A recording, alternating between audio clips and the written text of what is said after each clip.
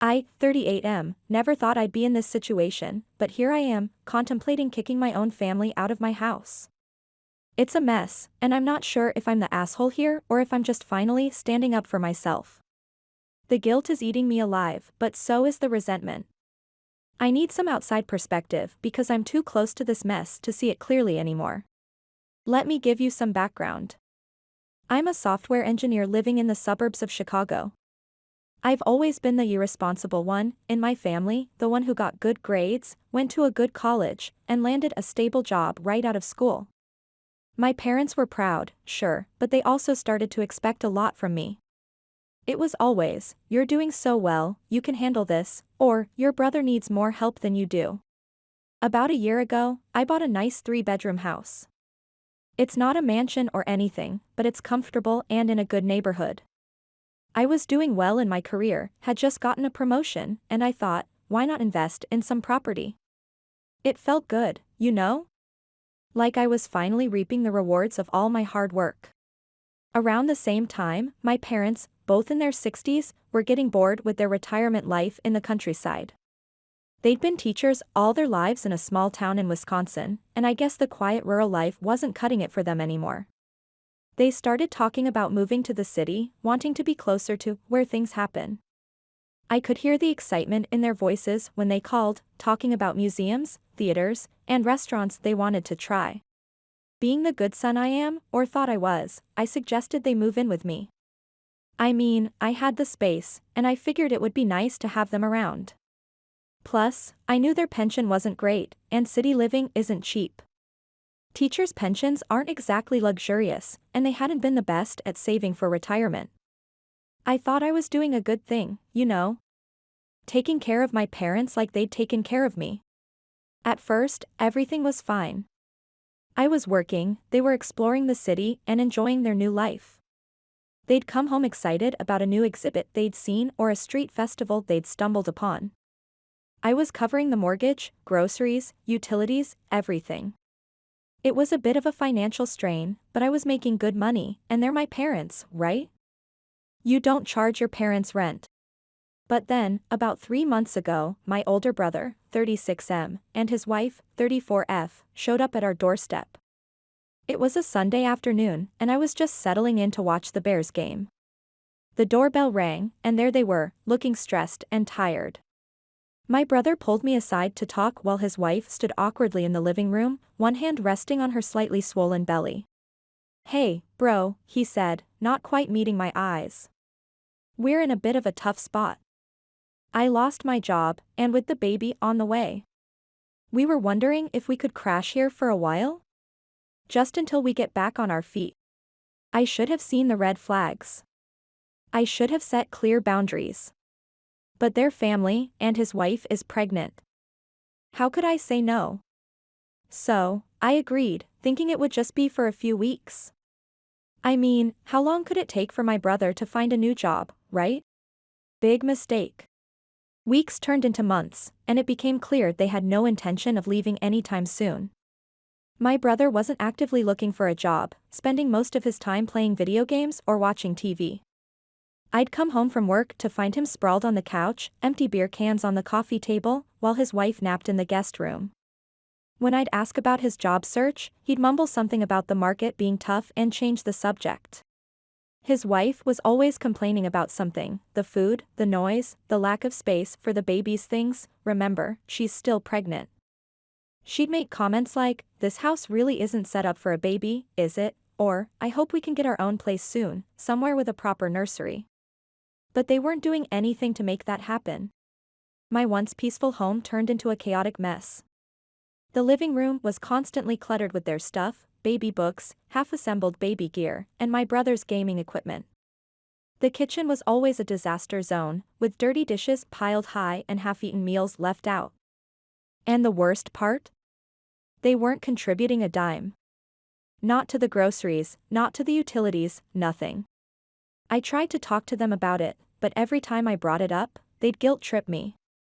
"We're family," they'd say. "The baby's coming soon. You wouldn't put your own niece or nephew on the street, would you?" My brother would look at me with those puppy dog eyes he's perfected since we were kids, the same look he'd give me when he wanted me to cover for him with our parents. My parents weren't any help either. They seemed to think this was all fine and dandy. It's nice to have everyone together, my mom would say, completely ignoring the fact that I was the one footing the bill for this family reunion. My dad would just shrug and say, "Your brother's going through a tough time. We need to support him."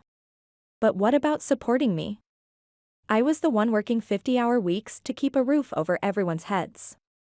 I was the one buying groceries for 5 adults, one of whom was eating for 2. I was the one whose savings were dwindling because suddenly, I was financially responsible for my entire family. The stress was getting to me. I started staying late at work, not because I had to, but because I couldn't stand coming home to the chaos. I'd sit at my desk, staring at lines of code long after my coworkers had left, just to avoid another evening of tiptoeing around my own house. The breaking point came last week. I came home from work early, exhausted from a long day of debugging a particularly nasty piece of code. All I wanted was to relax in my room, maybe watch some Netflix. But when I got to my bedroom door, I found my brother and his wife inside, moving their stuff in. I stood there, dumbfounded, as they carried in boxes and started arranging their clothes in my closet. My clothes, my expensive suits, my favorite sweaters, had been shoved to one side to make room. My desk, where I sometimes worked from home, had been pushed into a corner, replaced by a changing table. What the hell is going on? I finally managed to ask, my voice barely above a whisper as I tried to process what I was seeing. My brother looked up, surprised to see me. "Oh, hey," he said casually, as if he wasn't in the process of commandeering my personal space. "Mom said we could move in here. We need more space for the baby, you know? Your room has that nice ensuite bathroom, and it's bigger than the guest room." I couldn't believe what I was hearing. "And where am I supposed to sleep?" I asked, my voice rising with every word. The stress of the past months, the financial strain, the lack of privacy, it all came bubbling to the surface. He shrugged, looking uncomfortable but not backing down. "The guest room? Or you could take the couch. It's not like you're home much anyway, always working late and stuff." I lost it. I started yelling, telling them to get their stuff out of my room immediately. My voice echoed through the house, probably loud enough for the neighbors to hear. I didn't care. Months of pent-up frustration came pouring out. "This is my house," I shouted. "I bought it, I pay for it, and this is my room. You have no right to just move in here." My brother yelled back, his face turning red. "We're family," he shouted. "We're supposed to help each other out. You've always been so selfish, always thinking about yourself." His wife started crying, going on about the stress not being good for the baby. She sat heavily on my bed, her hands cradling her belly as she sobbed.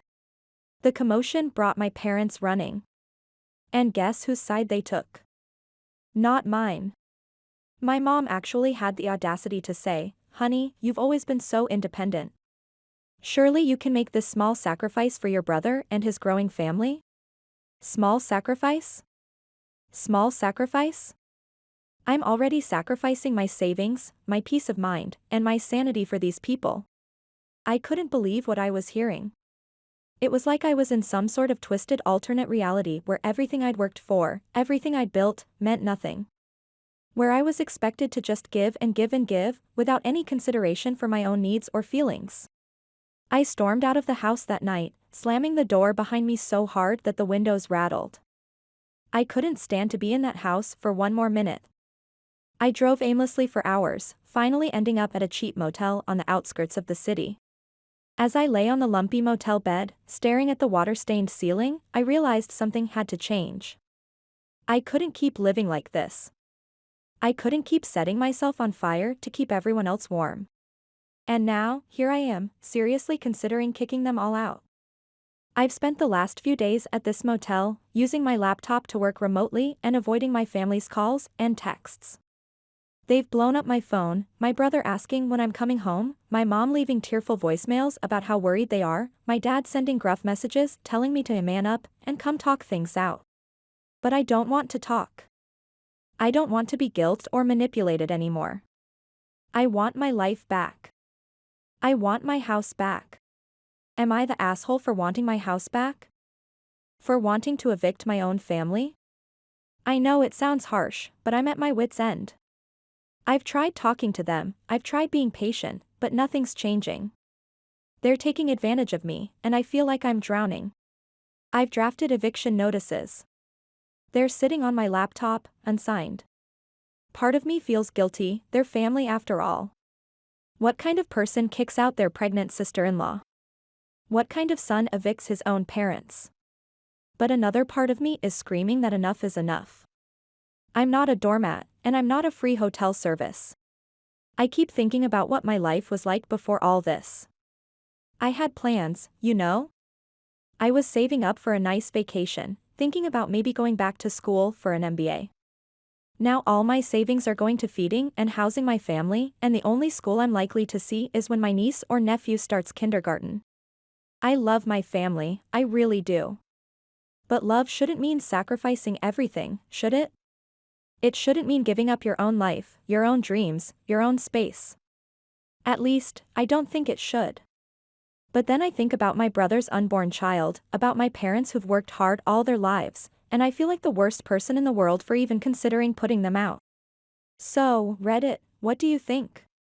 Should I go through with it? Am I the asshole for wanting to kick out my parents' and brother's family from the house that I bought and pay for? Or am I just finally standing up for myself? I need some outside perspective here because I'm too close to this mess to see it clearly anymore. Any advice would be appreciated. I feel like I'm standing on the edge of a cliff, and I don't know if I should step back or jump. Whatever I decide, I know things will never be the same with my family again. But maybe that's not such a bad thing? Update 1, it's been about 24 hours since my last post, and things have, well, they've certainly happened. I want to thank everyone who commented and offered advice. I've read through everything, and it's given me a lot to think about. Some of you called me an asshole, others said I was justified. But most of you agreed on one thing: I needed to confront my family and set some clear boundaries. So, that's what I did. Or at least, that's what I tried to do.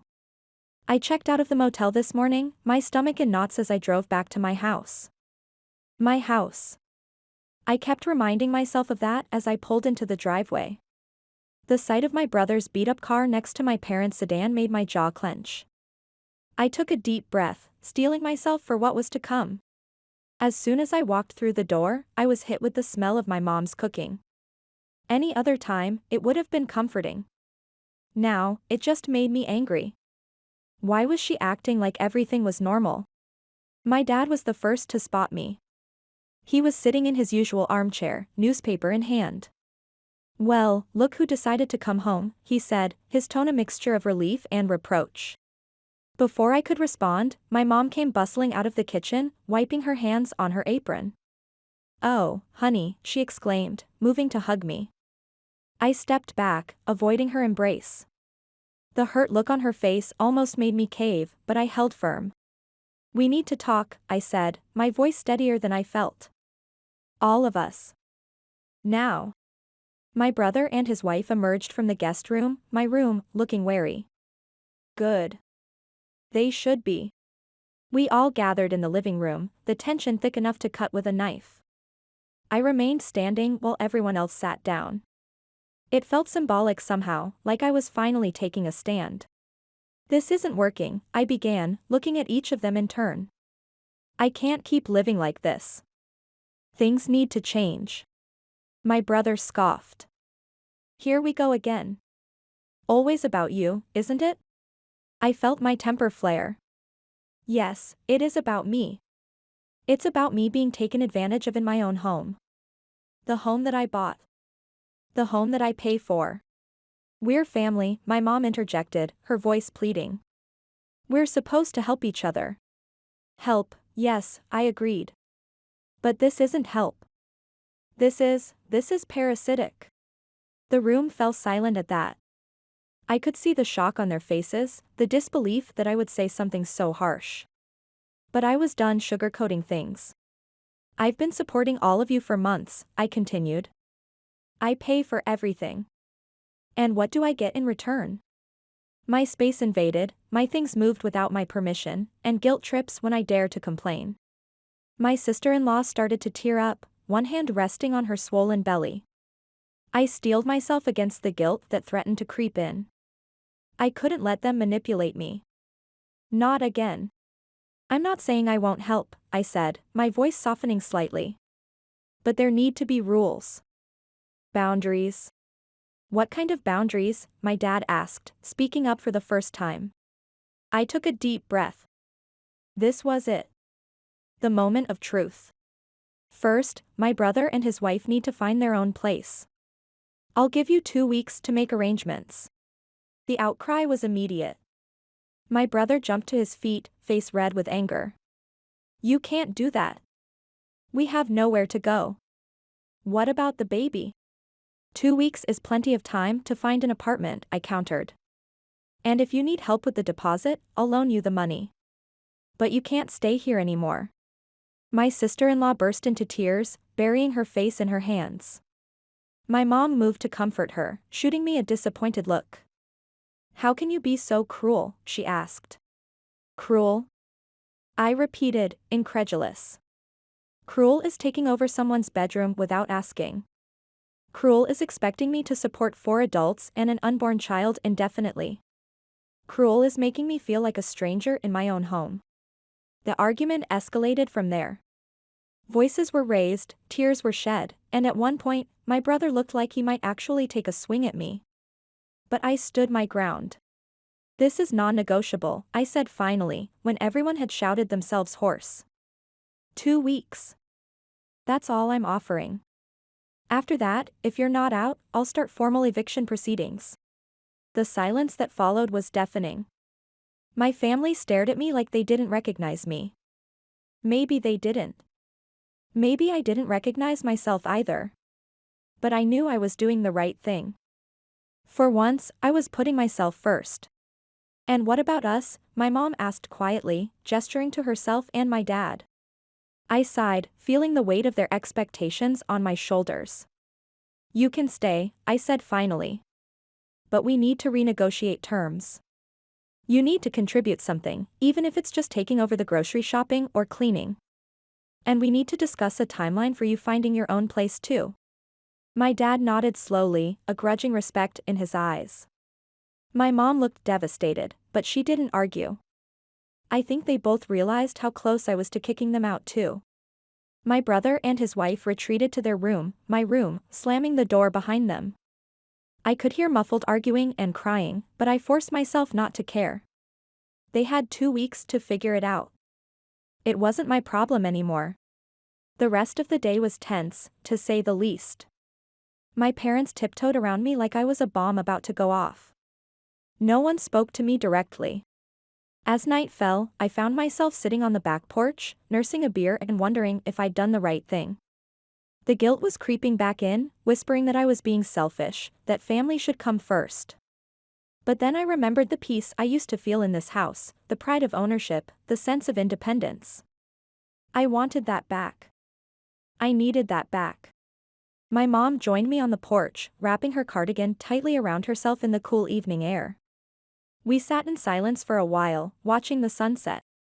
I'm sorry, she said finally, her voice barely above a whisper. I didn't realize how much pressure we were putting on you. I nodded, not trusting myself to speak. It was the first apology I'd gotten from anyone, and it meant more than I expected. We'll do better, she promised. Your father and I will start looking for our own place too. It might take a while, but we'll do it. I felt some of the tension leave my body. It wasn't a complete resolution, but it was a start. Thank you, I said, meaning it. It's been a few hours since then. The house is quiet now, everyone retreated to their rooms. I'm back in the guest room, it still feels wrong to call it my room, trying to process everything that's happened. I know the hard part isn't over. My brother is still furious, his wife still tearful. They have 2 weeks to find a new place, and I'm sure those 2 weeks will be filled with more guilt trips and arguments. But for the first time in months, I feel like I can breathe again. I don't know what the future holds. I don't know if my relationship with my brother will ever recover from this. I don't know how long it will take for my parents to truly understand why I had to do this. But I do know that I've taken the first step towards reclaiming my life, my space, my peace of mind. So, Reddit, that's where things stand now. I'm not asking if I'm the asshole anymore. I've made my decision, for better or worse. But if you have any advice on how to navigate the next 2 weeks, how to stand firm in the face of what I'm sure will be increased emotional manipulation, I'm all ears. I'll update again once my brother and his wife have moved out, or if anything major happens before then. Wish me luck. I have a feeling I'm going to need it. Update 2. It's been a week since my last update, and I've got to say, it's been one of the longest weeks of my life. But a lot has happened, and I wanted to fill you all in. First off, I want to thank everyone who offered advice and support in the comments of my last post. Your words gave me strength during some really tough moments this week. I've needed it more than you know. So, let's get into it. The big news, my brother and his wife moved out yesterday. Yeah, I'm still processing it too. The 2 weeks I gave them isn't up yet, but things came to a head a couple of days ago. I guess the pressure of finding a new place, combined with the tension in the house, finally got to them. It wasn't pretty, but I'll get to that in a minute. The past week has been tense, to say the least. My brother and his wife spent most of their time holed up in my room. I've stopped thinking of it as theirs, only coming out for meals or to use the bathroom. When we did cross paths, the atmosphere was icy. My brother would glare at me, his wife would burst into tears, and I'd be left feeling like the world's biggest asshole. My parents tried to play peacemakers, but it was clear whose side they were on. My mom kept trying to get me to reconsider, while my dad would give me these disappointed looks that made me feel like I was 10 years old again. I stood my ground, though. Every time I felt my resolve weakening, I'd remember how it felt to have my space invaded, to be taken for granted. It wasn't easy, but I kept reminding myself that I was doing the right thing. The breaking point came 3 days ago. I came home from work to find my brother and his wife in the living room, surrounded by a bunch of people I didn't recognize. Turns out, they'd invited some friends over to help them pack, but it looked more like a pity party to me. As soon as I walked in, all conversation stopped. The tension in the room was palpable. I could feel everyone's eyes on me, judging me. My brother stood up, a smug look on his face. "Oh, look who's here," he said, his voice dripping with sarcasm. "The man of the house. The one who's kicking out his own family." I felt my face flush with anger and embarrassment. This was my house, and he was trying to humiliate me in front of strangers? "Can I talk to you in private?" I managed to say through gritted teeth. He shrugged, making a big show of it for his audience. "Sure, why not? Guys, this'll just take a minute. My brother probably wants to yell at me some more about how I'm ruining his life." I led him to the kitchen, my hands shaking with suppressed rage. As soon as we were out of earshot, I rounded on him. "What the hell do you think you're doing?" I hissed. "You can't just invite people over without asking me." He laughed, a harsh, bitter sound. "Oh, I'm sorry.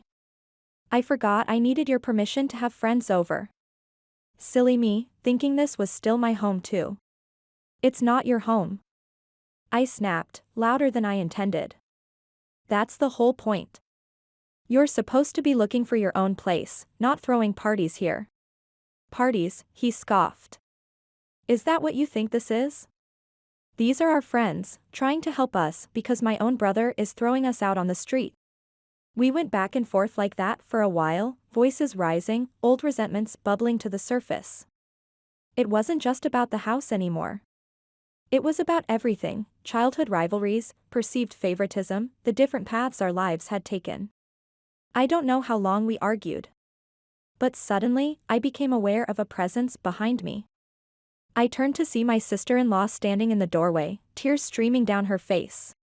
"Stop it," she cried. "Just stop it, both of you. I can't take this anymore."